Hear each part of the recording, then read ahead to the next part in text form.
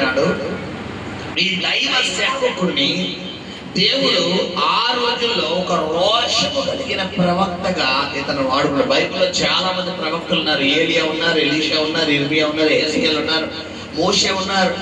పిల్లరా మనం చూసుకుంటే బైబిల్లో పిల్లరా చాలా మంది ప్రవక్తలు ఉన్నారు. మరి పెద్ద ప్రవక్తల్లోకెల్లా రోషము కలిగిన ప్రవక్తల్లో ఒక ప్రవక్త ఎవరంటే ఏలియా. ఎందుకంటే మనం చూసుకుంటే ఈ యొక్క ఏలియా అన్న ఒక ప్రవక్త మొదటి రాజుల గ్రంథము 17వ అధ్యాయం ప్రారంభంలో అతని యొక్క పరిచయం మనకు కనబడుతుంది. ఏం చేస్తాడంటే ఒక రాజు ఆహాబు అనే ఒక రాజు ముందు నిలబడి రోషంగా ఛాలెంజ్ చేస్తున్నాడు. నేను మీతో మాట్లాడుతున్నాను, ఒకసారి ఆలోచించిన మాట ఏంటంటే ఒక సాధారణమైన మనిషి ముందు మనం రోషంగా మాట్లాడగలం. ఒక అధికారి ముందు మనకు రోషం వస్తుందా చెప్పాలి. ఎంత వెనకాల ఎంత డబ్బున్నా మనకంటే పై ఉన్న అధికారి మీద మనకు రోషం వస్తుందా? రాదు. లోపల ఏముంటది? భయం ఉంటుంది, భయం ఉంటుంది. ఎందుకంటే ఆ అధికారి మనల్ని ఏమన్నా చేస్తాడేమో, మనకేమన్నా నష్టం కలగజేస్తాడేమో, మనకేమన్నా ప్రమాదం కలగజేస్తాడేమో. కానీ ఏలియా మరి దేశానికి అధిపతి అయినటువంటి ఆహాబు ముందు నిలబడి ఏం పలుకుతారంటే, ఎవరి సన్నిధిలో నిలబడి ఉన్నానో ఆ యెహోవా జీవముతోడు నా మాట ప్రకారం అగునుగాక అన్నాడు. హల్లెలూయా. అంటే ఏంటంటే ఇతరుల్లో ఉన్న ఆత్మ ఏదంటే రోషము కలిగించు ఆత్మ. ఏ ఆత్మ పిల్లరా? రోషం, పౌరుషంతో నింపే ఆత్మ. నీ ప్రస్తుత పరిస్థితిని నువ్వు చూసుకుంటే సాతాన్ని ఏం చేస్తాడంటే బలహీనపరిచేస్తాడు. అంటే ఇక్కడ అధికారి స్థానంలో ఎవరిని పెట్టుకోవాలంటే మన పరిస్థితిని పెట్టుకోవాలి. ఇక్కడ ఏలియా అధికారి ముందు ఎలా మాట్లాడి ఎవరి సన్నిధిలో నిలబడి ఉన్నాను. నువ్వు ప్రార్థించే వ్యక్తి అయినప్పుడు, దేవుడి సన్నిధిలో మొరపెట్టే వ్యక్తి అయినప్పుడు, దేవుడి సన్నిధిలో గోజాడే వ్యక్తి అయినప్పుడు, దేవుడిని స్తుతించే వ్యక్తి అయినప్పుడు, దేవుడితో ముఖాముఖిగా నువ్వు పరిచయం కలిగిన వ్యక్తి అయినప్పుడు ప్రభు నీలో ఏ ఆత్మ పెడతాడంటే రోషముతో కూడిన ఆత్మ పెడతాడు. హల్లెలూయా. ఇదేం చేస్తాడు నన్ను? ఈ సమస్య ఏం చేస్తుంది? ఈ శోధన ఏం చేస్తుంది? ఒకప్పుడు నేను ఎదుర్కొన్న సమస్యలతో పోల్చుకుంటే, ఒకప్పుడు నేను ఎదుర్కొన్న శోధనలతో పోల్చుకుంటే, ఒకప్పుడు నేను ఎదుర్కొన్న అపవాది క్రియలతో పోల్చుకుంటే, ఒకప్పుడు నా కుటుంబంలో చెలరేగిన సైతాన్తో పోల్చుకుంటే ఇదే పాటిది. దాని నుండే నా దేవుడు విడిపించాడు. ఇదంతా ఆఫ్టర్ అన్నట్టుగా నువ్వు తీసి పెడతావు. హల్లెలూయా. ఇక్కడ గమనించండి, ఏలియా అలాంటి రోషము కలిగిన ప్రవక్త. అతని పరిచయం చాలా వండరగా కనబడుతుంది. మనం చదువుకుంటే కనుక ఎవరి సన్నిధిలో నేను నిలబడి ఉన్నాను. అయితే గమనించండి, ఇది ప్రారంభ ఇంట్రడక్షన్ మాత్రమే. తర్వాత 18వ అధ్యాయంలో మనం చదువుకున్నట్టు వచ్చిన వచనాల్లో ఇతడు ఆ మాట చెప్పి ఆకాశము నుండి వర్షమైనను మంచైనను కురవకున్న ఆకాశం ఇత్తడైపోవుడుగా కానీ ఒక మాట పలికి వచ్చేస్తున్నాడు. ఆ పలికిన తర్వాత దేవుడు అతను కొన్ని దినాలు కీరుతు వాగు దగ్గర రాస్తున్నాడు. కొన్ని దినాలు సిరియన్ల పట్టణమైన సారేపతు అనే గ్రామంలో దాస్తున్నాడు. ఇలాగా ఏలియాను దేవుడు దాస్తూ వచ్చిన తర్వాత ఇప్పుడు దేవుడు ఏలియాతో మాట్లాడుతున్నానా, నేను చెప్పాల్సిన టైం వచ్చేసింది, నువ్వు వెళ్ళి వర్షం రాబోతుందని చెప్పు అని మాట చెప్పిన తర్వాత దేవుడు మాట పట్టుకుని ఆహాబు దగ్గరికి వెళ్ళబోతున్న సమయంలో మార్గంలో ఎవరు కనబడ్డారంట? పిల్లరా, ఓబద్యా. ఆహాబు యొక్క సైనికుడైనటువంటి మరి ఓబద్యా కనబడ్డాడు. ఇతడు కనబడగానే ఇతడు వీళ్ళ దగ్గర డిస్కషన్ జరుగుతుంది. అప్పుడు ఏలియా అంటాడు, అరే బాబు, నేను ఇక్కడే ఉన్నానని చెప్పి వాటర్కి మొత్తం అన్ని తిరిగేస్తున్నాడు కదా, వర్షం సొమ్ము పుష్టిగా రాబోతుంది, నేను ఇక్కడే ఉన్నానని చెప్పి అన్నాడు. దానికి ఆ వ్యక్తి చెప్తున్న సమాధానం మనం చదువుకుని ఉన్నాం. అయ్యా, నేను మా వాటర్ దగ్గరికి వెళ్తాను, నేను వెళ్ళి చెబుతాను, నేను చెప్తాను కదా అనుకునే లోపల దేవుడు ఏం చేస్తాడు, నేను ఇక్కడ నుండి మరొక ప్రాంతానికి తీసుకెళ్ళిపోతాడు. హల్లెలూయా. అంటే ఈ ఓబద్యాకి ఎవరి ప్రభావం, ఎవరి మహిమ తెలుసు అంటే దేవుడు మహిమ తెలుసు. నీ శత్రువుకి కూడా నీ మహిమ అంటే ఏంటో తెలియాలి. హల్లెలూయా. తెలియాలి అంటే నువ్వు ఎలా రోషంగా జీవించాలి. కాంప్రమైజ్ అయిపోకూడదు లోకంతో. పాపముతో నువ్వు కాంప్రమైజ్ అయిపోయి, లోకంతో కాంప్రమైజ్ అయిపోయి, లోకాశలతో కాంప్రమైజ్ అయిపోయి, చర్చిలో ఉన్నంత వరకు పౌరు బయటికి వెళ్ళాక కాకిలా మారిపోయావు అనుకో. ఇప్పుడు సాధారణ మనల్ని ఏం చేస్తాడంటే కబడ్డీ ఆడాలి. యాక్చువల్లీ మనం ఆడుతో కబడ్డీ ఆడాలి, ఆడమంతో కబడ్డీ ఆడాలా చెప్పాలి. కబడ్డీకి కోతకి ఆడటం బెటరా, కోతకి రప్పించుకోవడం బెటరా చెప్పాలి. టెక్నిక్ ఉంది ఇక్కడ. ఆ టెక్నిక్ తెలిసిన వాళ్ళు చెప్పగలరు. కోతకి వెళ్ళడం బెటరా, కోతకి రప్పించుకోవడం బెటరా? కోతకి రప్పించుకున్నాము ఒకనే అర్థం. కోతకి వెళ్తే మొత్తం ఒక దెబ్బతో కొట్టేసి, కోతకి వెళ్ళడం కూడా రావాలి. నాన్ స్టాప్ గా మాట్లాడుతూనే ఉండాలి. కబడ్డీ కబడ్డీ. ఒకవేళ కోత ఆపితే అయిపోయినట్టు, ఓడిపోయినట్టు. రెండోది పిల్లరా, ఆ గిరి ఆ గీతని టచ్ చేయాలి. బోర్డర్ టచ్ చేసి రావాలి. ఆ కోతకెళ్ళి బోర్డర్ టచ్ చేసి రాకపోయినా ఓడిపోయినట్టు. ఇప్పుడు సాతాను సామ్రాజ్యాలను తొక్కాలి. ఎవడైతే సాతాను క్రియల్లో ఉన్నాడో వాడిని నువ్వు దేవుడి రాజ్యంలోకి నడిపించాలి. నువ్వు సాతాను జుట్టు పట్టుకుని బయటికి లాగేయాలి. అది నువ్వు కోతకెళ్ళి మొత్తం టీంను ఓడించాడు. అందుకని ఈ కబడ్డీ ఆడే ప్లేయర్స్ లో అందరికీ భయపడరు. ఎవడైతే ఒక దెబ్బకు మొత్తం లేపెడతాడో ఆడికి మొత్తం టీం భయపడిపోతుంది. ఇప్పుడు గమనించండి, టీం ఆడికి భయపడిపోతుంది. కారణం ఏంటి? ఒరే ముందాడు ఒక్కడిని ఇయ్యాలి, వీళ్ళందరూ కాదు కానీ ముందాడు ఒక్కడిని. క్రికెట్ టీంలో సచిన్ అవగొట్టడానికి మొత్తం 11 మంది శత్రు సైన్యం ఏం చేస్తారు? ఎదురుతో రకరకాల అభయాస్త్రాలు వదులుతారు. ముందు సచిన్ లేపేయాలి. బాబా సచిన్ ఉన్నాడంటే మన క్రికెట్ మనం విన్నాం. ఎందుకంటే ఎలాంటి బౌలైనా వాడగలిగిన శక్తివంతుడు ఎవరో సచిన్ టెండూల్కర్. ఎలాంటి బాల్ అయినా స్పీడ్ బాల్ కావచ్చు, త్రో బాల్ కావచ్చు, ఇలా ఇంకా స్లో బాల్ కావచ్చు, స్పిన్ బాల్ కావచ్చు, ఏ బాల్ వేసినా అలా ఒక్క కొట్టేస్తాడు. ఇప్పుడు నీ దగ్గరకు వచ్చిన సాతాను సామ్రాజ్యాలని వాడి ఏ రూపంలో వచ్చినా వాడిని చిన్నగబాదే వ్యక్తిగా ఉండాలి. హల్లెలూయా. ఎప్పుడు ఉండగలుగుతావు అంటే నీలో పౌరుషం కలిగిన ఆత్మ ఉన్నప్పుడు. నువ్వు ఇక్కడో అడుగు, బయట అడుగు, ఇక్కడో లాగా, బయట ఒకలాగా, ఇక్కడేమో దేవదూతలాగా, బయటికి వెళ్ళిపోయాక సాతాను దూతలా మారిపోయావనుకో. ఇప్పుడు నీలో ఆ ప్రభావం ఉంటుందంటే ఉండదు. ఇక్కడ గమనించినప్పుడు చాలా మంది భక్తి విధానం ఎలా ఉంటుందంటే, దేవుడి మందిరంలో చక్కటి తెల్లని వస్త్రాలు ధరిస్తారు, చక్కటి నల్లని బైబిల్ పట్టుకుంటారు. నిజంగా ఎలా చూస్తే అక్కడగా ఎక్కడ వచ్చింది దేవదూత? మా మందిరానికి వచ్చేసిందిరా బాబు దేవదూత అనుకోండి. వన్స్ బయటికి వెళ్ళాక సినిమా చూడండి, వైట్ ఆపోజిట్. ఇప్పుడు ప్రభు ఎలాంటి వాళ్ళ పెడతాడు రోషం కలిగిన ఆత్మ చెప్పాలి. ఏలియా రోషం కలిగిన ప్రవక్తగా ఉన్నాడు. మరి ఒక రాజు ముందు నిలబడి చాలా జీవిస్తున్న సమయం అది. అటువంటి సమయంలో రాజు మరి రాణిని యెజబెల్ ఇద్దరూ కూడా ఏలియాని ఎలాగైనా చంపాలి అని ప్రయత్నం చేస్తున్న సమయంలో దేవుడు ఏలియాని మరి శత్రువులకు సైతం కనబడని స్థలంలో దేవుడు దాచేస్తున్నాడు. హల్లెలూయా, హల్లెలూయా.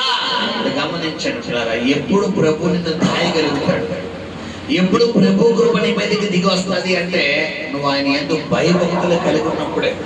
అందుకని కీర్తనకారుడు 18వ అధ్యాయంలో యెహోవా నా బలమా, యెహోవా నా కీడమా, యెహోవా నా ఆశ్రయమా, నా రక్షణ శృంగమా అంటున్నాడు. దావీదు సింహమును ఓడించిన వాడు, ఎలుగుబంటిని ఓడించిన వాడు, గొలియాతును ఓడించిన వాడు. ఇంకా దావీదుకి ఇన్ని జయించిన తర్వాత, దావీదుకి ఇంత కండబలం ఉన్న తర్వాత, ఇంత గుండె బలం ఉన్న తర్వాత ఒకానొక సమయంలో అబ్షాలోము తన తండ్రిని దావీదుని చంపాలి అనుకున్నప్పుడు మరి అబ్షాలోము దగ్గర ఉన్నటువంటి దావీదు సేవకుడైనటువంటి వ్యక్తి దావీదుకి అన్యాయం చేసి అబ్షాలోము దగ్గరికి వచ్చేస్తాడు. అప్పుడు అన్నాడు, బాబు నీ తండ్రి వృద్ధాప్యంలో ఉన్నాక అతని గుండె ఏ గుండె? సింహంబ గుండె లాంటిది రా బాబు. అతన్ని దాడి చెయ్యాలంటే చాలా బలం కావాలి, చాలా బలం కావాలి. పైగా అతని దగ్గర ఉన్న యోధులు మామూలు యోధులు కాదు. అలా ఒక్క మొత్తం శత్రువుడు అందరినీ లేపెడతారు. అలాంటి యోధులను మరి నీ తండ్రి కలిగి ఉన్నాడు. ఈరోజు శత్రువుడి గురించి అనుకోవాలి. అయ్యో బాబోయ్, వాళ్ళ కుటుంబంలో మనం అడుగు పెట్టలేము, తన జీవితంలో మనం అడుగు పెట్టలేము, వారి వారి జీవితాల్లో మనం టచ్ చేయలేము. వాళ్ళ గురించి ఆలోచిస్తేనే మనకు భయం పట్టుకుంటుందని ఎవరు అనుకోవాలి? సైతాన్ అనుకోవాలి. ఇక్కడ ఏలియా గురించి వెతకని రాజ్యమైనను దేశమైన లేదు. ఒక వ్యక్తి కోసం అంతలా ఎందుకు ఎదుగుతున్నారంటే అతను మామూలుడు కాదు. ఈ రోజు మీ గురించి సైతాన్ అటకాలి, మామూలుగా కాదు. ఎలా అంటే పిల్లరా, నీలో ఉన్న పరిశుద్ధాత్మ శక్తి వాడికి భయం పుట్టించాడు.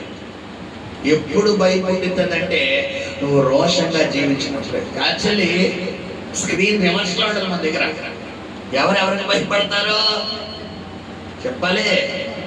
మనం సాతానికి భయపడతాం. ఏలియా సాతానికి భయపడ్డా? సాతాన్ ఏలియాకి భయపడిందా? సాతాన్ ఏలియాకి ఎవడి సన్నిధిలో నిలబడి ఉన్నాడు. నువ్వు చెప్పగలగలగల. ఇక్కడ గమనించా, కొన్ని సందర్భాల్లో నీ భయం నేను ఏం చేస్తుంటే నీలో ఉన్న పరిశుద్ధాత్మ శక్తులు ఏం చేయనివ్వదంటే గుర్తించనివ్వదు. ఏనుగు ఉంది, ఎలిఫెంట్. దాన్ని నడిపే ఒక వ్యక్తి పేరుని మావాటివాడు అంటారు. ఆ ఏనుగు దానికి యాక్చువల్లీ ఏనుగుకి ఎంత బండగోలు చేసినా దాన్ని ఆపగలవా? ఒకవేళ దాన్ని ఆపాలి అంటే మనిషి కూడా ఏ పాటోళ్ళు ఉండాలి? ఏనుగు లాంటి వాడు అయితేనే దాన్ని ఆపగలిగాడు. ఇప్పుడు దాన్ని రోడ్డు మీద తీసుకొచ్చే వ్యక్తి ఎలా ఉంటాడంటే గట్టి గాలి పడేస్తే ఎగిరిపోయేలా ఉంటాడు. గట్టిగా ఉప్పు అన్నం అక్కడ ఫ్యాన్ గట్టిగా తిప్పేవాడు ఎగిరిపోతాడు. ఆ మెడ కూడా ఎలాంటి తాడు కడతాడు? చిన్న పురుగు కట్టాడు కడతాడు. దాన్ని ఎలా చేతులు ఇంత కర్రెట్టుకున్నాడు అంటే వచ్చారు. కారణం ఏంటి? ఏనుగు తనలో ఉన్న బలాన్ని ఏం చేయలేకపోతుంది? గుర్తించలేకపోతుంది. ఈ రోజు నువ్వు కూడా అలాంటి వ్యక్తి. నీలో ఉన్న పరిశుద్ధాత్మను గుర్తించు, నీలో ఉన్న ప్రార్థనాత్మను గుర్తించు. ఒకప్పుడు నీ జీవితంలో ఎలాంటి అసాధారణమైన కార్యాలు చేశాడు, ఒకప్పుడు నువ్వు మోకరిస్తే ఎలాంటి అద్భుతాలు జరిగి, ఒకప్పుడు దేవుడి చేతులు ఎత్తితే ఎలాంటి అసాధారణమైన కార్యాలు జరిగి, ఎలాంటి మహిమ దిగింది, ఎలాంటి అగ్ని దిగింది. నువ్వు అంటే సాధారణమైన వ్యక్తి కాదు, నీలో ఉన్నాడు సాధారణ వ్యక్తి కాదని ఒకప్పుడు ఎంత పౌరుషంగా ఉండేదానివో ఆ విషయం సాతానికి ఏం చేశాడు? ఇప్పుడు మరుగు చేసేసి మనం ఈ సమస్యలు ఎందుకు వచ్చింది రా బాబు, ఎందుకు వచ్చింది జీవితం ఏమన్నా అయిపోతే. చాలా మందికి ఉన్న నెగిటివ్ ఆలోచన ఏంటంటే చావు. నేను అంటాను, ఎవరు చనిపోతారో తెలుసా పిల్లరా? చెప్పంటారా? ఎవరు చనిపోతారో తెలుసా? చేతకాని వాళ్ళే చచ్చిపోతారు. నేను చేతకాని వాడిని, నేను చేతకాని దాన్ని అని నువ్వు అనుకుంటే చచ్చిపో. ఎందుకంటే మన తండ్రి చేతకానుడా చెప్పాలి. మన కన్నతల్లిదండ్రులు ఒకానొక సమయంలో వారైనా మనకి ఇచ్చి పెడతారు. నీ సావు నన్ను అడగ, నాకు నీకు సంబంధం లేదు అంటారు ఒకానొక సమయంలో. కానీ ఆయన చనిపోవలసిన మనల్ని లేవనెత్తే దేవుడు. హల్లెలూయా. అందరూ వదిలినా ఆయన మనల్ని విడిచిపెట్టాడు. హల్లెలూయా. గమనించండి, సాతాను ఏం చేస్తాడంటే ఎప్పుడు నీలో ఉన్న దేవుని మహిమ ఏంటో, నీలో ఉన్న దేవుని ప్రభావం ఏంటో, నీలో ఉన్న దేవుని అభిషేకం ఏంటో ఏం చేయనివాడు అంటే ఎప్పుడు కూడా గుర్తించినవాడు. నువ్వు ఒక 5 నిమిషాలు ప్రార్థన చేస్తే అగ్ని దిగుతుంది. నువ్వు ఒక 5 నిమిషాలు ప్రార్థన చేస్తే అసాధారణమైన కార్యాలు జరుగుతాయి. నువ్వు ఒక 5 నిమిషాలు పౌరుషంగా ఉంటే నీ జీవితంలో ఎన్నో గొప్ప కార్యాలు జరుగుతాయి. ఏం మర్చిపోయావు ఒకప్పుడు ఎలాంటి ప్రార్థనా పరుడువో? ప్రభు చెప్తున్నాడు, మర్చిపోయావు ఒకప్పుడు ఎలాంటి ప్రార్థన చేస్తే నీ కుటుంబంలో ఎలాంటి కార్యాలు దేవుడు చేశాడో ఒకసారి జ్ఞాపకం చేసుకో సహోదరుడు. ఎందుకంటే సాతాను మనిషికి ఇచ్చేది ఏంటంటే మతిమరుపు. ఈ మతిమరుపు వల్ల చాలా మంది గతంలో దేవుడు వీరి జీవితంలో చేసిన కార్యాలని ఏం చేస్తారంటే మర్చిపోయి ఇప్పుడు చిన్న సమస్యకు మరి భయపడిపోతారు. గమనించండి, ఏలియా 17వ అధ్యాయంలోకి వచ్చేసరికి రోషం కలిగిన సేవకుడుగా కనబడుతున్నాడు. 18వ అధ్యాయం వచ్చేసరికి పిల్లరా మరి ప్రవక్తకి చెప్పిన మాట ప్రకారమే పిల్లరా వర్షాన్ని ఆజ్ఞాపిస్తున్నాడు. కుంభవృష్టిగా వర్షం వస్తుంది. ఇక్కడ దాకా బాగానే ఉంది. ఇప్పుడు 19వ అధ్యాయంలోకి వెళ్దాం మనం. 19వ అధ్యాయంలోకి వెళ్ళేసరికి చూడండి, ఎంత రోషము కలిగిన వ్యక్తి అయినా సాతాను వాడి మీద దృష్టి ఉంటుందా లేదా? గ్యారెంటీ దృష్టి ఉంటుంది. 18వ అధ్యాయం వచ్చేసరికి పిల్లరా చాలా పౌరుషం కలిగిన వ్యక్తిగా, చాలా రోషం కలిగిన వ్యక్తిగా ఇతను కనపడుతున్నాడు. అయితే 19వ అధ్యాయం వచ్చేసరికి సాతాను ఫోకస్ అంతా ఎవరి మీదకి వచ్చేసిందంటే ఏలియా మీదకి వచ్చేసింది. ఎలాగైనా ఇతను ఓడించాలి, ఎలాగైనా ఇతన్ని బలహీనపరచాలి, ఎలాగైనా ఇతన్ని నా గ్రిప్పులోకి లాగేసుకోవాలని సాతాను ఏం చేశాడంటే ఏలియాని అణిచేద్దామని చూశాడు.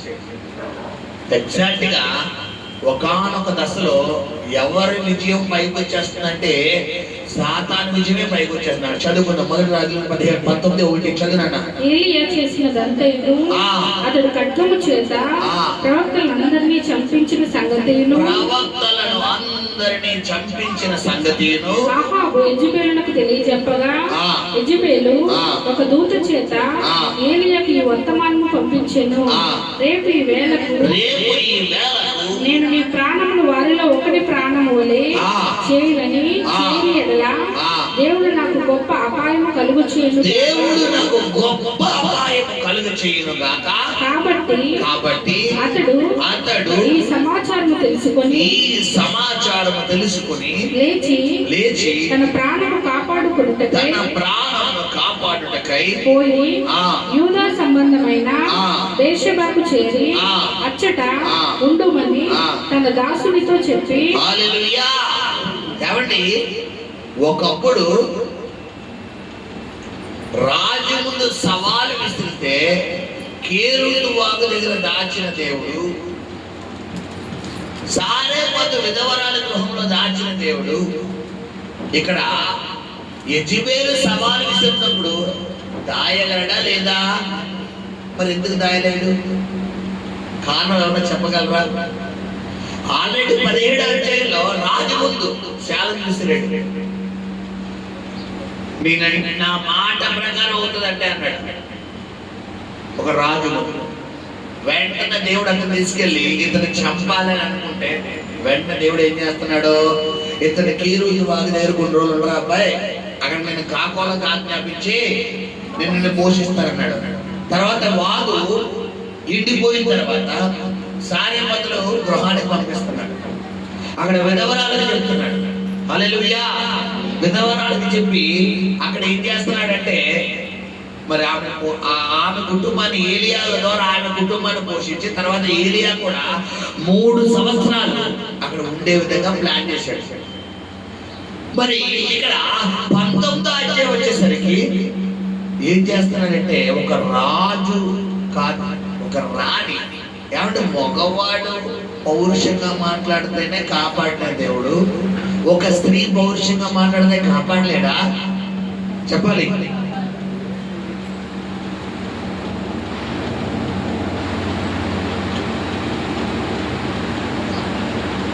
హల్లెలూయా, హల్లెలూయా.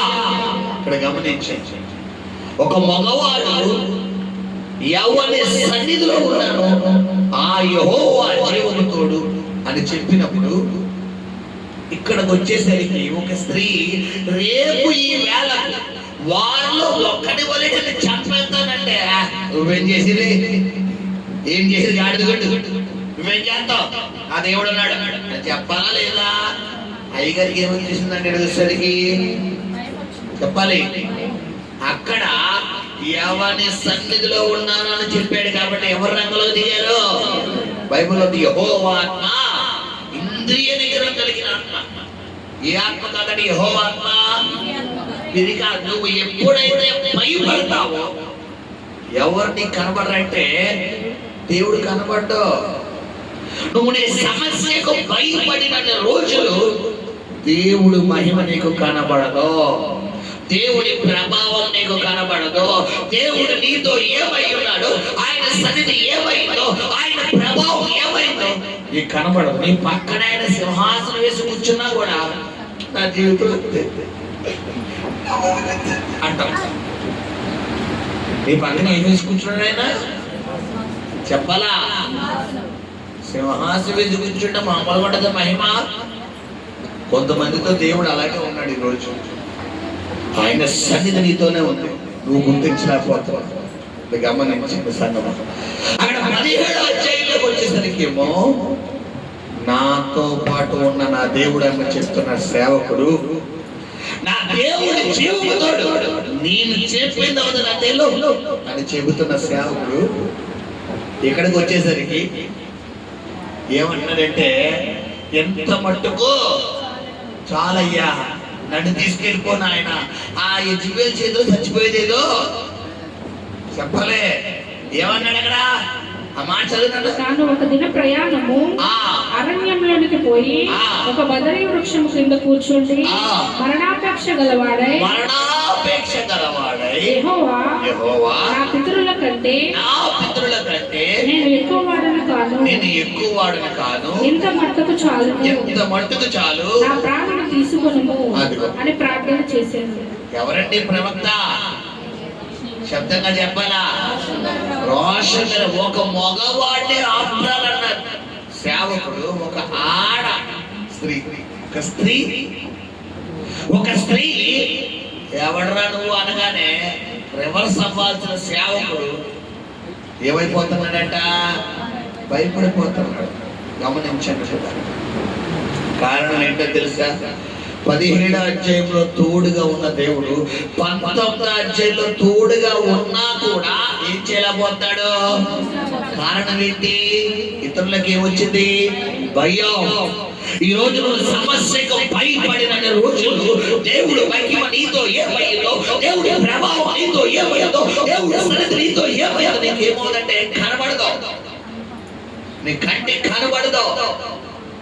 ఎప్పుడైతే నీ కంటికి కనబడదో నీలో ఏమొచ్చిందంటే సమస్య ఇంకా గుండెల్లో ఆందోళన కలిగించేసి, బలహీనం పరిచేసి, భయపడిపోయి కృంగిపోయి ఎక్కడికి వచ్చినట్టు అయ్యగారు మళ్ళనే బదరీ వృక్షం. ఆ వృక్షానికి ఉన్న పేరెంట్ తెలుసా?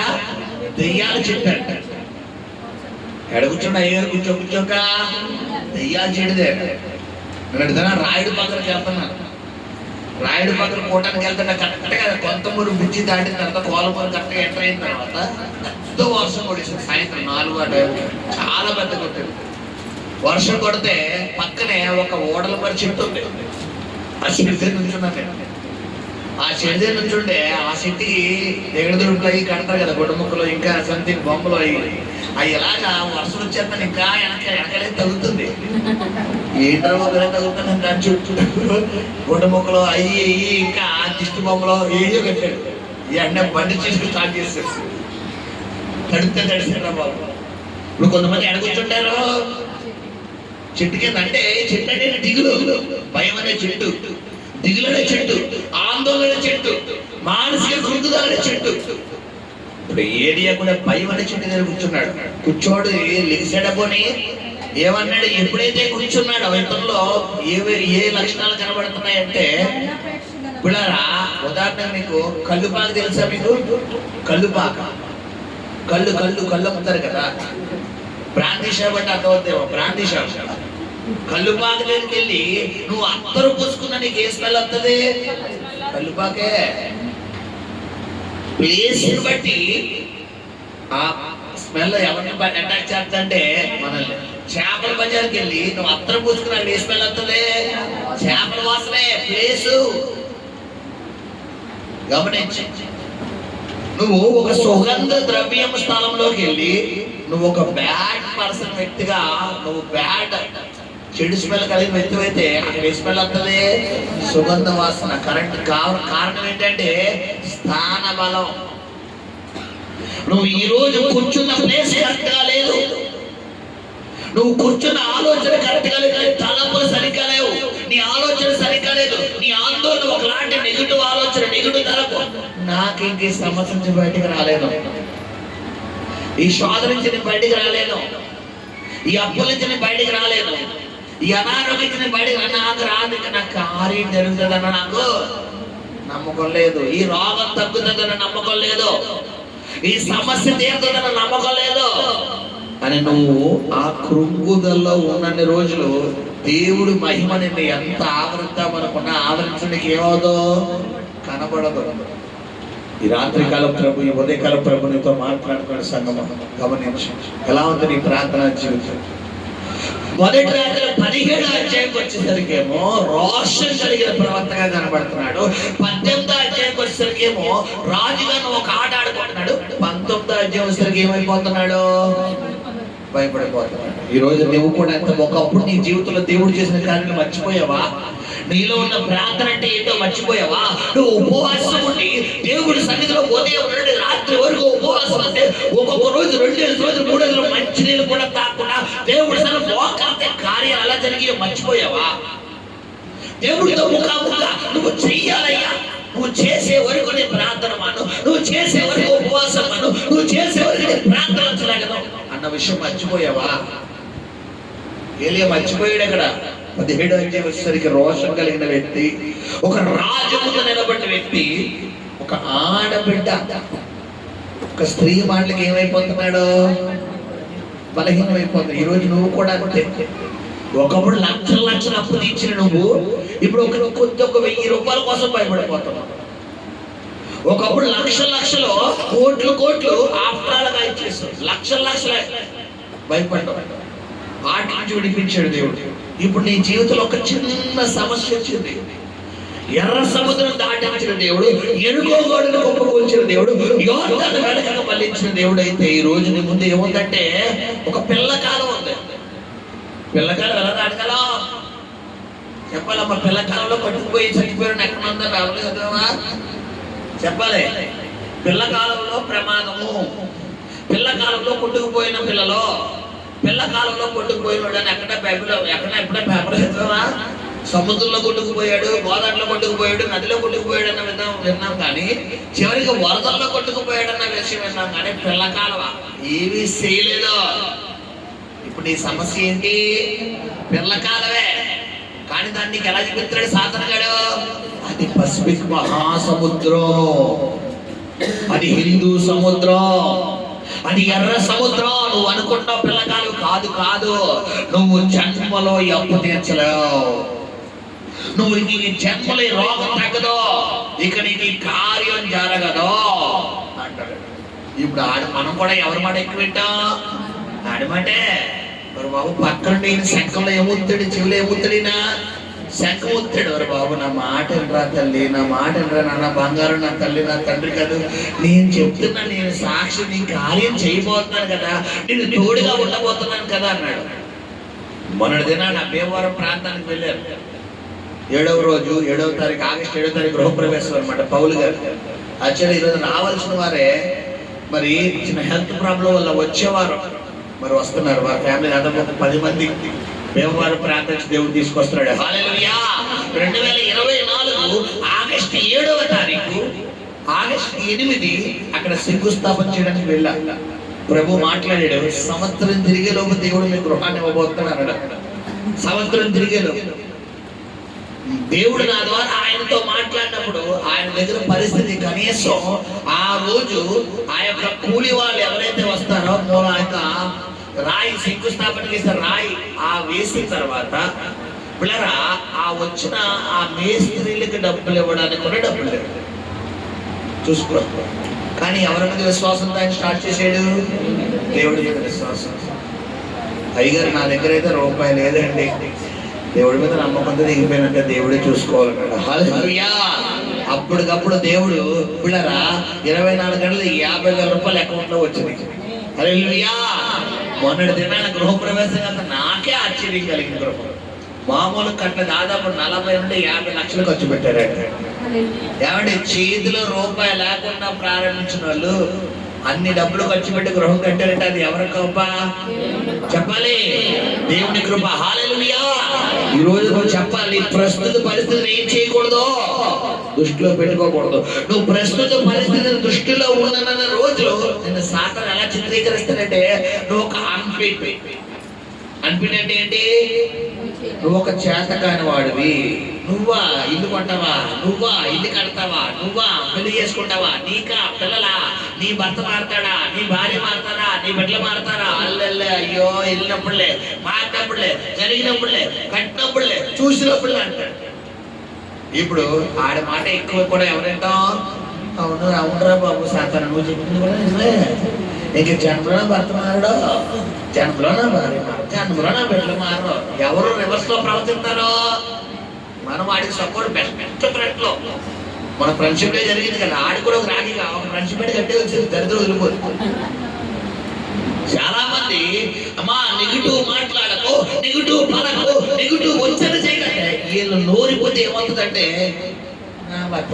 భాష మీరు ఎన్ని చెప్పండి. ఇక్కడ దేవుడేమో నీ భర్తను దేవుడు మారుతున్నాడు, అద్భుతం జరిగిపోతుంది. మీరు చెప్పండి మాట్లాడు మాట్లాడండి. మరి నువ్వే మరి యజ్బేలుకి నువ్వు చెల్లి అనుకోని నాకు తెలిసి అక్క కూడా నువ్వు చెల్లి కాబట్టి నీ భర్త కోసం నువ్వు రివర్స్ లో రావస్తున్నావు. కొంతమంది ఆహాబులు ఉంటారు ఇక్కడ. నువ్వు ఆహాబుకు అన్నయ్య, ఆహాబుకు తమ్ముడు. మీరు చెప్పండి మాస్టర్ గారు నా భార్య మారదండి, నా బిడ్డ మన లేదండి మాస్టర్ గారు. కొంతమంది మాట్లాడే విధానం ఎలా ఉంటుందంటే నీది అమ్మా దేవుడు చెప్పు నన్ను మాట్లాడినవరాళ్ళు. ఇప్పుడు నన్ను మాట్లాడినా కూడా పాజిటివ్ మాట్లాడతారంటే మాట్లాడరు. ఏం మాట్లాడతారు? నేను అంటాను బాబు దేవుడిని చేస్తాడయ్యా, నీకు అద్భుతం జరుగుతుందయ్యా, దేవుడు నన్ను రివర్స్ అంటారు. మాస్టర్ గారు లేదండి మీకు తెలియదండి. నాకు తెలీదా? యెహోవా ఆత్మను ఎవరైనా పరిశోధించగలరా? దేవుడు ఆత్మతో మాట్లాడుతున్నప్పుడు గమనించండి. కోవిడ్ పరిచర్య మనకి ప్రతి శుక్రవారం ఆదివారం నైట్ 11 గంటల నుంచి 2 గంటల దాకా జరుగుతుంది. ఆ కోవిడ్ పరిచర్యలో ఒక సహోదరుడు ఉన్నాడు. ఆయనకి కోవిడ్ వెళ్ళాలని ఆలోచన ఉంది. అయితే ఆయన గురించి మెడికల్ రిపోర్టు దాదాపు 7 సార్లు కోవిడ్కి వెళ్ళడానికి మెడికల్గా బెంగళూరు వెళ్ళారు, చెన్నై వెళ్ళారు, కేరళ వెళ్ళారు, హైదరాబాద్ వెళ్ళారు మెడికల్గా రిపోర్ట్ కోసం. ఎక్కడికి వెళ్ళా రిపోర్ట్ నార్మల్ వచ్చింది కాదు. గుండెల్లో మచ్చుంది 7 సార్లు క్యాన్సిల్ అయిపోయి వెనక్కి వచ్చేసారు. ఎవరో చెబితే మనకు వచ్చారు. ప్రార్థన చేశాం. ప్రభు అన్నాడు అన్న ఈసారి రిపోర్ట్ నార్మల్ రాబోతుందంటే ఆయన అన్నాడు పాస్టర్ గారు నేను 7వ ట్రై చేస్తున్నానండి, 8వ అండి. ఇంతకుముందు చాలా మంది చేయించుకున్నానండి, అవ్వలేదండి. నాకు ఈసారి నమ్మకలేదు. బ్రదర్ మీకు వెళ్ళాలని ఆశ ఉందా లేదా అన్నారు. ఉందండి. అయితే మీరు వెళ్తున్నారంటే ఇంక రెండో మాట లేదు. మీరు వెళ్తున్నారు, మీరు వెళ్ళే ముందు నాకు ఫోన్ చేస్తున్నారు, నేను మీకు ప్రార్థన చేస్తాను. మీరు ఫ్లైట్ ఎక్కుతున్నారు, ఫ్లైట్ దిగుతారు, నాకు ఫోన్ చేస్తున్నారు. మీరు ప్రతి శుక్రవారం వాడికి వెళ్ళా కోవిడ్ అరగలో ఉంటున్నారు. ఇదే బేస్. ఇంక మీరు నెక్స్ట్ ఆలోచించుకున్నారు అది పాస్టర్ గారు. ఆ తర్వాత ఆయనకి నెంబర్ ఇచ్చిన ఆయనతో ఆయన అన్నాడంట మాస్టర్ గారికి నేను అంతకుముందు 7 సార్లు వెళ్ళానని సంగతి తెలియక అలా మాట్లాడేసినట్టు ఉన్నారన్నారంట.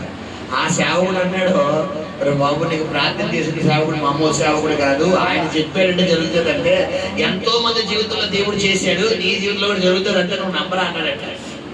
దేవుడు చేసిన కార్యం ఏంటో తెలుసా? సారి గుండెలు ఏం మంచలేదు, రిపోర్ట్లు అన్ని ఆరంభించేశారు.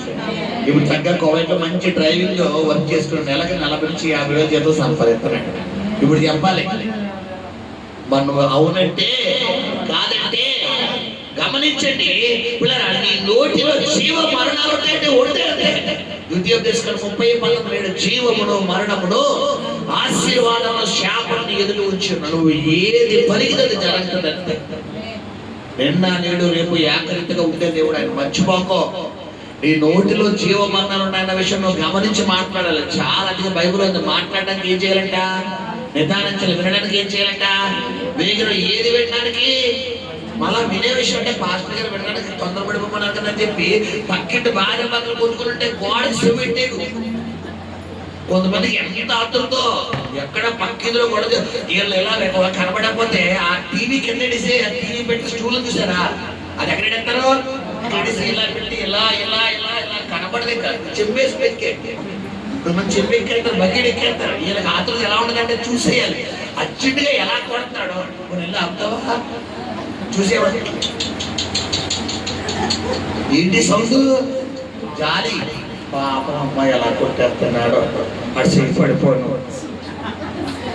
కొంతమంది అనే డైలాగులు అన్నమాట. ఇప్పుడు ఒకరోజు మా పక్క గృహంలో ఎలాగే నేను గతంలో అద్దెకున్న గృహంలో మా పక్క గృహంలో భార్య ఇద్దరు పొడిసుకుని పాపం ఆ అమ్మాయి చెతకూడేస్తున్న అబ్బాయి బయట నుంచి కూడేస్తాడు. ఈ అమ్మాయి బాబోయ్ బాబోయ్ బాబోయ్ అని కేకలేదు.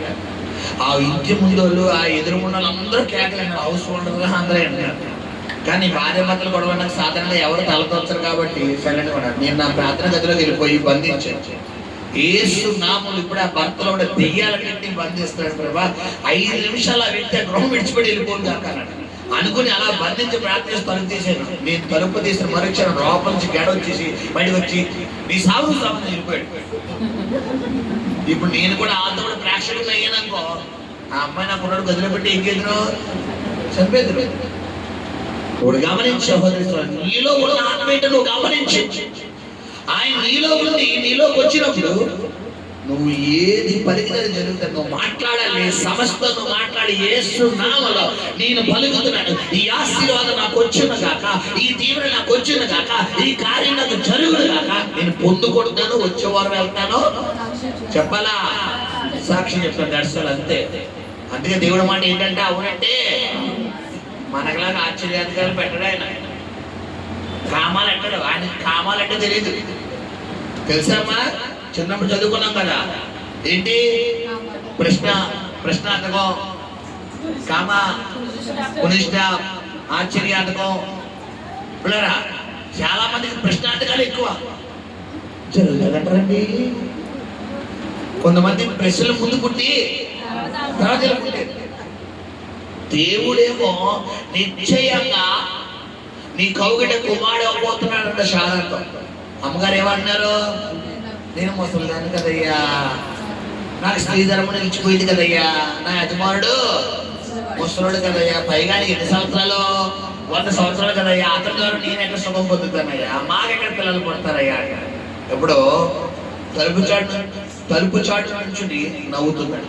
ఇవన్నీ ఎవరు చూస్తున్నారో దేవుడు చూస్తున్నాడు. అయితే వాళ్ళు నమ్మకపోయినా కార్యం ఎందుకు చేశాడు తెలుసా, చెప్పాలి. వారి ద్వారా దేవుడు అసాధారణమైన వంశావళిని భూలోకానికి రప్పించాలని దేవుడు దృష్టించాడు. హల్లెలూయా. ఈ రోజు నువ్వు నమ్మినా నమ్మకపోయినా నీ జీవితాన్ని అసాధారణమైన జీవితంగా దేవుడు మార్చబోతున్నాడు. హల్లెలూయా. నువ్వు ఎంతైతే పడిపోయి స్థానానికి వచ్చావో, ఎంతైతే కృంగిపోయి స్థానానికి వచ్చావో, ఎంతైతే వ్యాధులతో స్థానానికి వచ్చావో, ఒక్కసారి నీ ప్రారంభ భక్తిని జ్ఞాపకం చేసుకో, ప్రారంభంలోనే సమర్పణ జ్ఞాపకం చేసుకో. ప్రారంభంలో దేవుడితో ఎలా నడిచేవాడు, ఎలా నడిచేదాను, మోకరిస్తే ఎలాంటి అద్భుతాలు జరిగాయో ఒక్కసారి జ్ఞాపకం చేసుకుని ప్రాంతంలోకి వెళ్ళు. ఉంటాడా శాస్త్రంగా అక్కడ దుకాణం సర్దేస్తాడా, చెప్పాలి, దుకాణం సర్దేస్తాడు. గమనించండి, ఏలియా మన వంటి స్వభావం గలవాడై ఉండి ఆకాశం చేయి కురిపించాడంటే అగ్నిని కురిపించు. నీవు కూడా ప్రార్థిస్తే ఎందుకు జరగదు? గమనించండి, 1 రాజుల 17వ అధ్యాయంలో మనం ఒక రోషం కలిగిన ప్రవక్తను కలిగి ఉన్నట్టుగా చెప్పుకున్నాం. 18వ అధ్యాయంలో అదే రోషం కంటిన్యూ అవుతుంది. 19వ అధ్యాయం వచ్చేసరికి సమస్యను చూసి ఏమైపోతున్నాడంటే భయపడిపోతున్నాడు. దేవుడికి ఏమైనా ప్రార్థన చేస్తున్నాడు, యెహోవా ఎంత మట్టుకు నా ప్రయాణం చాలయ్యా, చాలు నాయన, ఇప్పుడు దాకా వాడుకోండి, చాలు, ఇప్పుడు దాకా నన్ను ఇక నాకు వద్దు, నాకు ఇక బతకాలని లేదు, ఇక నాకు వద్దు, నాకు ఈ సమస్య వద్దు నాయన, నాకు వద్దు నాయన. కొంతమంది ఏం చేయాలి, అదే పాడిందే పాట, అదే పాట. కొంతమంది ఒకే పాట పాడతారు ఎప్పుడు. ఎన్ని పాటలు ఉన్నాయి, ఆ పాటే ఆ పాటే ఆ పాట. ఏ పాట అది? నాకు వద్దు ప్రభువా ఈ జీవితం, నాకు వద్దు ప్రభువా ఈ జీవితం. ఆయన అన్నాడు, దీవించాను సమృద్ధిగా అంటాడు ఆయన. కొంతమంది పాడే పాటలు ఎలా ఉంటాయంటే అన్ని నెగిటివ్ పాటలు. బైబిల్ చెప్పి నువ్వు ఏది విత్తుతావో అదే కోసం. గమనించి నీ నెగిటివ్ థాట్ మార్చుకో, నీ ఆలోచన విధానం మార్చుకో. దేవుడు నాతో ఉన్నాడు, నేను కార్యం పొందుకుంటున్నాను, నాకు సాక్షి చెప్తున్నాడు, అయిపోయింది. ఈ వెయ్యి థింకింగ్ లో ఉన్నప్పుడు కార్యాలు ఎవరి జీవితంలో జరుగుతాయి? మన జీవితంలో జరుగుతాయి. గమనించండి, బైబిల్లో ఒక వ్యక్తి తన కుమారుడు గురించి స్వస్థత కొరకు యేసు ప్రభు వారి దగ్గరికి వచ్చినప్పుడు, యేసు ప్రభు వారు కొండ మీద తన శిష్యులతో వెళ్ళినప్పుడు కింద ఎంతమంది ఉన్నారంటే 9 మంది శిష్యులు ఉన్నారు. ఈ 9 మంది దెయ్యాన్ని నల్లగొట్టలేకపోయారు. అప్పుడు యేసు ప్రభు వారి దగ్గరికి వచ్చి తండ్రి వచ్చి ఏమంటాడు, నీ వలన అయితే నా కుమారుడు స్వస్థపరచాడు. ఇప్పుడు దానికి యేసు ప్రభు వారు ఏమన్నారో, నేను స్వస్థపరచగా నువ్వు నమ్ముచున్నావా? చూసారా, మాటకు మాటే. నీ వల్ల అయితే అనగానే నేనంటే ఏంటో చూపిస్తాను చూడు అన్నాడా? వెంటనే ఆయన ఏమంటున్నాడు, నీ వల్ల అయితే అంటే ఆ మాట యేసుప్రభు వచ్చిన కౌంటర్ ఏంటంటే, నేను స్వస్థపరచగలనని నువ్వు నమ్ముచున్నావా అంటే, అప్పుడు ఆ తండ్రి అన్నాడు, నేను నమ్ముచున్నాను, అయితే అల్ప విశ్వాసం రాకుండా ఉండ నిమిత్తము నా నిమిత్తం నువ్వు ప్రార్థన చేయ. కొన్ని సందర్భాల్లో మన పరిస్థితి చూడగా మనకి ఏమొచ్చేస్తుంది, అల్ప విశ్వాసం. ఈ అప్పుడే తీరుతారని నమ్మకం నాకు లేదు, ఈ శోధన నుంచి నేను బయటకు వస్తాను నమ్మకం నాకు లేదు, ఈ కష్టం నుంచి విడుదల పొందని నమ్మకం నాకు లేదు. ఎందుకంటే వీరి ఆలోచన విధానం వీరి ఆదాయం మీదే ఉంటుంది. వీరి ఆదాయం సారే పదుల పేద విధవరాలు తొట్లు ఎంత ఉందమ్మా, ఓ 10 కేజీలు పప్పు నానేసిందా చెప్పాలి, ఓ క్వింటాల్ పప్పు ఉందమ్మా, 100 కేజీలు పప్పు ఉందా, ఎంత ఉంది తొట్లో, పట్టెడు పిండి బుద్ధిలో కొంచెం, నేను 100 లీటర్ల నూనె లేదు కదా అక్కడ, ఎంత ఉంది కొంచెం నూనె. ఆ నూనెతో ఆ పిండితో అప్పమ్మ చేసుకుని ఏం చేసింటే తినేసి మనుషుడు ఏం చేద్దాం అనుకున్నారు, డెసిషన్ తీసేసుకుంది. ఎందుకంటే రేపు నుంచి ఏమీ లేదు కదా, ఆకలి తప్పదు, ఎందుకు చచ్చిపోవడం, డైరెక్ట్ సూసైడ్ చేసుకుంటే ఏ బాధ ఉండదు, నేను నా కొడుకు చచ్చిపోతాను అనుకోండి.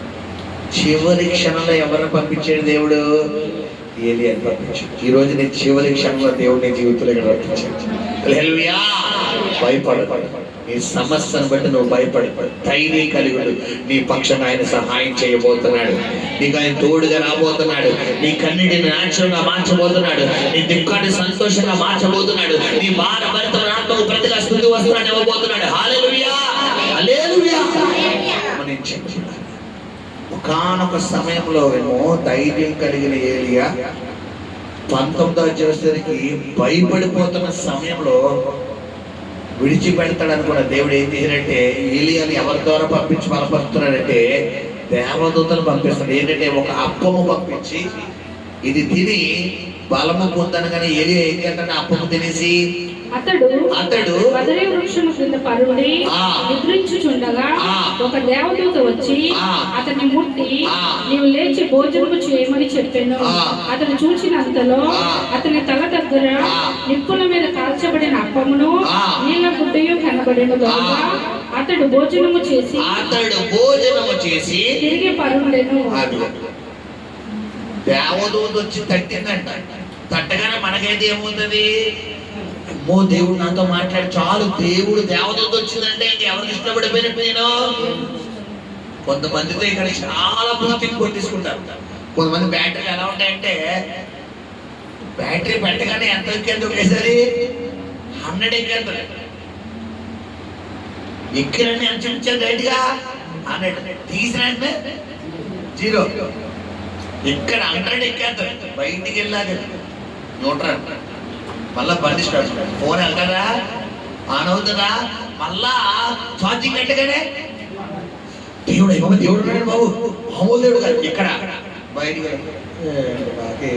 బాబు నా జీవితం. కారణం ఏంటి, లోపల మదర్ పోయింది. ఈ బ్యాటరీ ఎక్కించేటటువంటి బ్యాటరీ ఏదైతే ఉందో ఆ బ్యాటరీకి ఈ ఫోన్కి మధ్యలో ఒక చిప్ ఉంటుంది, ఆ సిప్ పోయింది. ఆ సిప్ ఏంటనుకున్నారో, నీకు దేవుడి మీద ఉన్న విశ్వాసం. ఆ విశ్వాసం అనేది మళ్ళా పునర్వ్యాఖ్యానిస్తే మళ్ళా నువ్వు ఎక్కడ తీసుకెళ్ళి, ఇప్పుడు ఆ ఫోన్ని మొబైల్ షాప్ కూడా తీసుకెళ్ళి, బాబు ఫోన్ ఛార్జింగ్ పెట్టినంటే 100 ఎక్కేస్తుంది, ఛార్జింగ్ తీసినంటే స్విచ్ ఆఫ్ అయిపోతుంది బాబు అనగానే, అవునండి ఒకసారి ఎవరైనా చూస్తాడు. చూసి మొత్తం లోపల పాటలన్నీ ఇప్పేసి ఎక్కడ ప్రాబ్లమ్ తీసి ఇప్పుడు బ్యాటరీ వేస్తాడు. అందుకే మార్చాల్సింది బ్యాటరీయా చెప్పాలి. అలాగే ఫోన్ పక్కన పడతావా, రిపేర్ తీసుకెళ్ళి రిపేర్ చేసే సంస్థ ఏది చెప్పాలి. దేవుడి మందిరం, ఇక్కడ అన్ని రిపేర్లు చేయబడు. చూడండి, అన్ని రిపేర్లు మీ బోర్డులన్నీ టైట్ చేస్తాం, లూజ్ చేస్తాం, పిల్లరా బోర్డులు మారుస్తాం, కొత్త బోర్డులు వేస్తాం, స్క్రూలు అన్నీ వేస్తాం, ఇక్కడ అన్ని కూడా వేస్తాం, ఇక్కడ అన్ని ఆయుధాలు వాడి దగ్గర ఉంటాయి. హల్లెలూయా. గమనించండి సార్, ఏలియా ఏం చేస్తున్నాడంట, ఆ నీ అప్పమ్మ తినేసి నీరు తాగేసి ఏం చేస్తాడు, మళ్ళా పడుకుంటున్నాడు. అంటే ఏలియా ఏమనుకున్నాడంటే, అక్కడ కాకోలం చేత రొట్టె మాంసం పంపాడు కదా, అలాగే ఇక్కడ కూడా కొన్ని రోజులు ఉండాలేమో అనుకుంటున్నాడు. ఇప్పుడు దేవత వచ్చి మళ్ళీ ఏం చేస్తుంది? అయితే యెహోవా దూత ఆ. రెండవ మారు వచ్చి అతన్ని ముట్టి నీ శక్తికి మించిన ప్రయాణం నీకు సిద్ధమై ఉన్నది. నీవు లేచి భోజనము చెయ్యమని చెప్పినప్పుడు అతడు లేచి భోజనము చేసి ఆ భోజనపు బలము చేత 40 రాత్రి పగళ్ళు ప్రయాణము చేసి దేవుని పర్వతమని పేరు పెట్టబడిన హోరేబునకు వచ్చి అచ్చట ఉన్న ఒక గుహలో బస చేసెను. హల్లెలూయా. ఏమంటే మొదటిసారి భోజనం చేయగానే ఏలియా నిద్రపోయాడు. ఈసారి రెండోసారి దేవదూతను దేవుడు పంపిస్తూ ఒక మాట చెప్తున్నాడు. ఏంటంటే, ఏలియా, నీ శక్తికి మించిన ప్రయాణం ఉందే. ఇప్పుడు దాకా నువ్వు చేసింది ఒక వంతే. నువ్వు యెజబెల్ అనుకుంటున్నావు, నిన్ను చంపేసింది, నీ సినిమా అయిపోయింది అనుకుంటున్నావు. లేదు ఏలియా, ఇప్పుడు దాకా నిన్ను వాడుకుని ఒక వంతే. ఇక్కడ నుండి అసాధారణమైన వ్యక్తిగా వాడుకోబోతున్నాను. ఇప్పుడు దాకా నువ్వు చేసింది ఒక వంతు ప్రార్థన, ఇక్కడ నుండి నువ్వు చేయబోతున్నా అసలైన ప్రార్థన చేయబోతున్నావు. ఇప్పుడు దాకా సాధారణ నిన్ను బలహీనపరిచాడు, ఇప్పుడు దాకా నిన్ను బలపరిచాడు. కానీ ఇక్కడ నుండి నిన్ను రెండింతల అభిషేకంతో నిన్ను బలపరచబోతున్నాను. ఇదిగో నువ్వు మామూలుగా చనిపోయే వ్యక్తివి కాదు ఏలియా. నిన్ను అగ్ని రథములతో అగ్ని గుర్రములతో ఆరోహణము చేసే వ్యక్తిగా నేను ఉన్నాను ఏలియా. ఈ స్త్రీ మాటకు, ఈ సైతాను మాటకు ఎందుకు భయపడుతున్నావని దేవుడే సాక్షాత్తు ఏలియాని ఎక్కడ తీసుకెళ్ళిపోయాడంటే, ఇప్పుడరా ఒక పర్వతం దగ్గర తీసుకెళ్ళిపోయి ఏం చేస్తాడు, చదువుకుని ముగిద్దాం. తీసుకెళ్ళిపోయి ఒక పర్వతం 40 రోజులంట, 40 రోజులు ప్రయాణం చేసి అక్కడ బస చేసిన తర్వాత అతనికి ప్రత్యక్షమై ఏలియా ఇచ్చట నీవేమి చేయుచున్నావని అతన్ని అడుగగా అతడు ఇశ్రాయేలు వారు ఈ నిబంధన త్రోసివేసి ఈ బలిపీఠములను పడగొట్టి ఈ ప్రవక్తలను ఖడ్గము చేత హతము చేసిరి. సైన్యములకు అధిపతియగు యెహోవా కొరకు మహారోషము గలవాడునై నేను ఒకడును మాత్రమే మిగిలి ఉండగా వారు నా ప్రాణమును కూడా తీసివేయుటకై చూచుచున్నారని మనవి చేసెను. అందుకైన నీవు పోయి పర్వతం మీద యెహోవా సముఖమునందు నిలిచి ఉండమని సెలవిచ్చెను. అంతటి యెహోవా ఆ వైపున సంచరింపగా బలమైన పెనుగాలి లేచెను. యెహోవా భయమునకు పర్వతములు బద్దలైనను. ఇక్కడ గమనించండి, పర్వతం బద్దలవడం అనేది ఎప్పుడైనా చూసావా? గాలికి పర్వతాలు బద్దలవుతాయా? చెప్పాలి. గాలికి మట్టి లెగుతుంది, నీరు లెగుతుంది, గాలి లెగుతుంది, ధూళి లెగుతుంది. కానీ గాలికి ఏమవదు? గాలికి ఏం బద్దలైపోయినాయంట? పర్వతాలు బద్దలైపోయినాయంట. ఆయనను శిలలు చిన్న భిన్నములాయెను. గాని యెహోవా ఆ గాలి దెబ్బయందు ప్రత్యక్షము కాలేదు. గాలి పోయిన తరువాత భూకంపము కలిగెను గాని ఆ భూకంపమునందు యెహోవా ప్రత్యక్షము కాలేదు. ఆ భూకంపమైన తరువాత మెరుపు పుట్టెను గాని ఆ మెరుపునందు యెహోవా ప్రత్యక్షము కాలేదు. మెరుపు ఆగిపోగా మిక్కిలి నిమ్మలముగా మాట్లాడు ఒక స్వరము వినబడెను. హల్లెలూయా. ఇప్పుడు చెప్పండి, శత్రువు స్వరము పెద్దదా, దేవుని ప్రభావం పెద్దదా? ఎలాంటిది దేవుని ప్రభావము? సృష్టినే ఒక ఆడాడంట. భూకంపం కలిగించడానికి మనిషి స్వరం సరిపోతుందా? దేవుడు స్వరం భూకంపం కలిగించింది. పర్వతములు చిన్న భిన్నం అయిపోయిన, శిథిలాలు ముక్కలైపోయినాయంట. మొత్తం ఆకాశంలో ఉరుములు మెరుపులు వస్తున్నాయంట. ఇవన్నీ కొన్ని లక్షల మంది ప్రజలు బలపరచడానిక, ఒక ఏలియాను బలపరచడానిక? చెప్పాలి. ఆ ఒక ఏలియా నువ్వే. ఈరోజు శబ్దముగా నేను స్తోత్రం చేయలేదా? ఆ ఒక ఏలియా నువ్వే అయితే నీ పక్షంగా దేవుడు ఉండబోతున్నాడు. నీతో పాటు ఆయన బలపరచబోతున్నాడు, నీతో పాటు ఆయన రాబోతున్నాడు. హల్లెలూయా, హల్లెలూయా. ఏం చెప్తున్నాడమ్మా? పర్వతములు చిన్న భిన్నం అయిపోవడం అంటే కారణం ఏంటో తెలుసా పిల్లరా? ఎలియా, రేపు ఈ వేళకు నేను వారిలో ఒకరిగా చెప్పేస్తానని ఎవరో నీకు వార్నింగ్ ఇచ్చారు కదా, ఆవిడ మాట అలాగే పెట్టుకో. ఇదిగో నీతో ఉన్న నేను ఏమై ఉన్నానో చూడు అని ఒక్కసారి గాలిని యెహోవా సన్నిధిలో ఒక గాలిని పంపించగా ఆ గాలి తిరిగి తిరిగి తిరిగి తిరిగి ఏం చేసిందంట? పర్వతాలు ముక్కలేసేస్తున్నాడు. పెద్ద పెద్ద బాంబులు పెడితేనే ఏమో పర్వతాలు ముక్కలు అవ్వాలి. కొండలు వేరు, పర్వతాలు వేరు. కొండల కన్నా పెద్ద ఏంటి? పర్వతం. గమనించండి. ఇప్పుడు ఏలియా దేవుడు ఎక్కడికి పర్వతాల మీద వచ్చాడు. ఒక లోపల ఉన్నాడంట, పర్వతాలు మొక్కలు అయిపోతున్నాయి, చిన్న భిన్నం అయిపోతున్నాయంట. తర్వాత మెరుపులు వస్తున్నాయంట, తర్వాత భూకంపం వచ్చిందంట.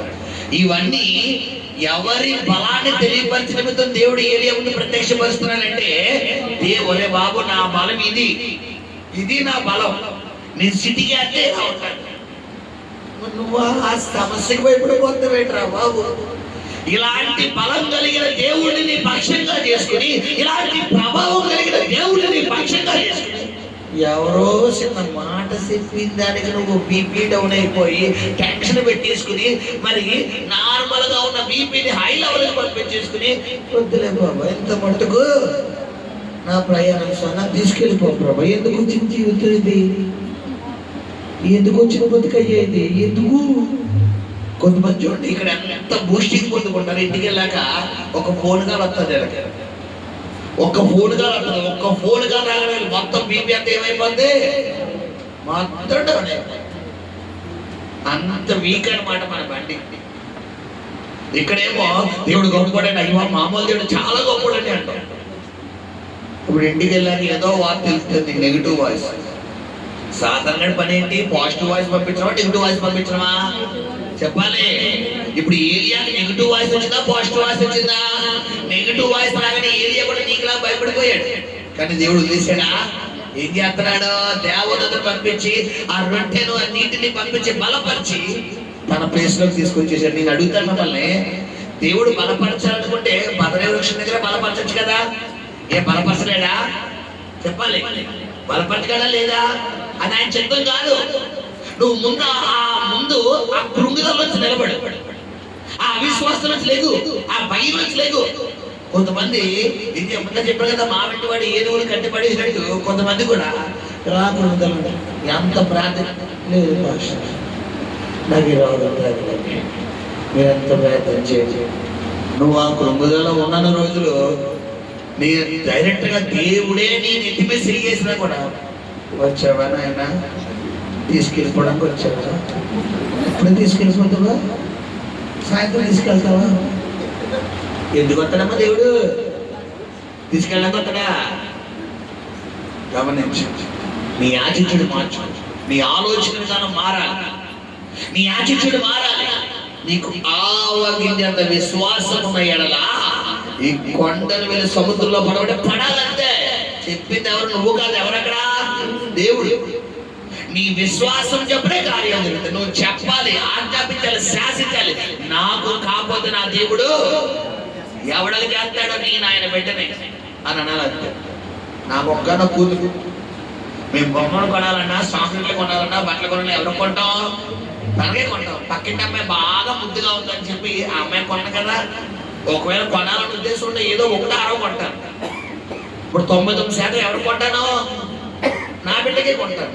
నా బిడ్డ కూడా ఎవరు కొంటుంది? మా డాడీ, నేను ఒక్కడో కూతుంది కాబట్టి నేనే అన్నా, మా డాడీ నా కాకపోతే ఎవరు కొంటారు? అదే ధైర్యంతో ఉంటారు. ఇప్పుడు నువ్వు కూడా ఎవరు ఉండాలి? చెప్పాలా? మా డాడీ నాకు కాకపోతే చెప్పాలా? హల్లెలూయా. మా డాడీ డబ్బు నా దగ్గర ఉన్నప్పుడు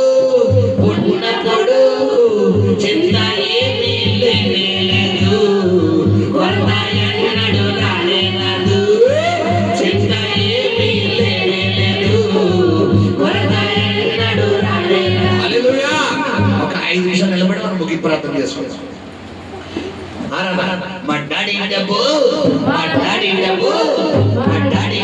నా దగ్గర ఉన్నప్పుడు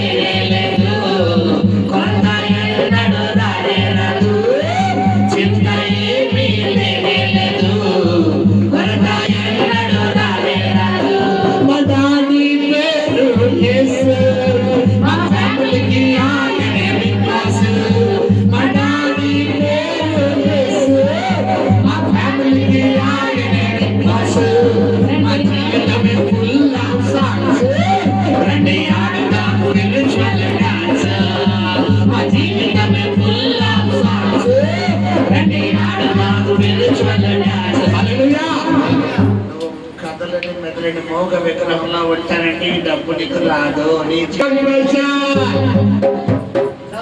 I am special, number 3 more special. Madani, na perundi. I am special, number 3 more special. Madani, na perundi. Aina chetulallo naade ammal cheyundi.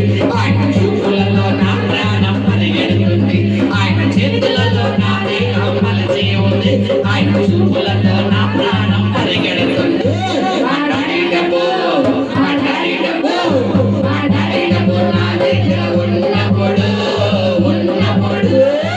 చింత ఏమీ లేదు, చింత ఏమీ లేదు, చింత ఏమీ లేదు.